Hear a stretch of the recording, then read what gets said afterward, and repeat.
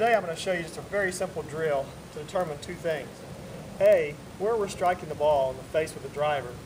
And B, I've used the box that a club comes in to help me determine how my path is. So where that ball ends up is a combination of path as well as face position of impact. So what we have to do first is take a little Dr. Scholl's foot spray, and we're going to put a nice light coating of spray on there.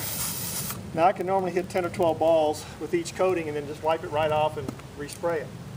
Now what I've done here is I've put a box about an inch or so from the toe of my club. That should be sufficient space right there. You don't want to crowd yourself too much. Now I've used an alignment rod on this side of the box so that I want to make sure my alignment's correct when I'm doing this exercise. Now we're going to go ahead and hit a shot, and then we're going to examine the x-ray, so to speak. I'll show you what I mean.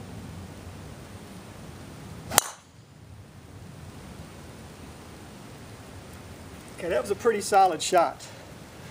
Now I hope you can see the imprint that the golf ball made on the face of my club right there. This Callaway driver has a circle right there in the center, and you can see I pretty much hit that circle right in the center. Maybe slightly toward the heel more than I would like, because the ball did fade just a little bit, but nonetheless it would have been maybe right side of the fairway at the very, very worst for me. So the spray gives us the imprint. Now it's up to you to read this imprint or read this x-ray and determine whether you have a face problem or maybe a path problem at impact.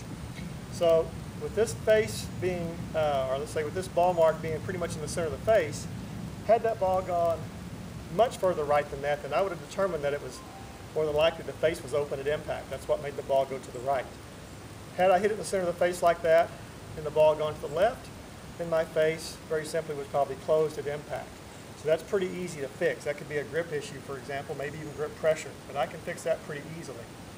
Now then, the items that are a little tougher to fix are when you're hitting the face, maybe all over the place, okay? And so that's where the box comes in. You know, if I'm not delivering that club back to where I started, so in other words, if I'm too much inside out or too much outside in, I'm going to strike the box. So the box gives me some really nice sound feedback. Now if you don't have access to a box, a pool noodle works just as well. Just stretch it tight. You can anchor it in the ground with 2 T's and get it straight, and that way the wind doesn't blow it off as well. But either way, you know, you can use a pool noodle or a box. So not to get into too many details, because there's lots of things that kind of go into, you know, how you strike that golf ball, but the main thing is you just need to say, okay, here's where I'm hitting it. Now let me figure out how I'm going to fix it. Is it path or is it face? And that's where the box comes in handy.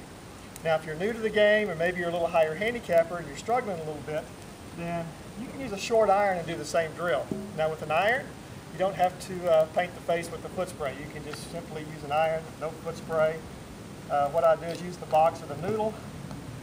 I'm going to again use my alignment rod to help me line up. I'm going to put the ball about 2 or 3 inches from the box, and I'm going to start out with chip shots. Now this is going to be really show me how my path is. And if I can hit it pretty straight, then I'll know my face and my path was good. As I grow the swing, if I start maybe nicking the box, then I'll know I've got a path issue. So nevertheless, use a box, use a noodle, get you a little Dr. Scholl's foot spray, and let's see if we can't get you hitting that ball more in the center of the club face with a very good path.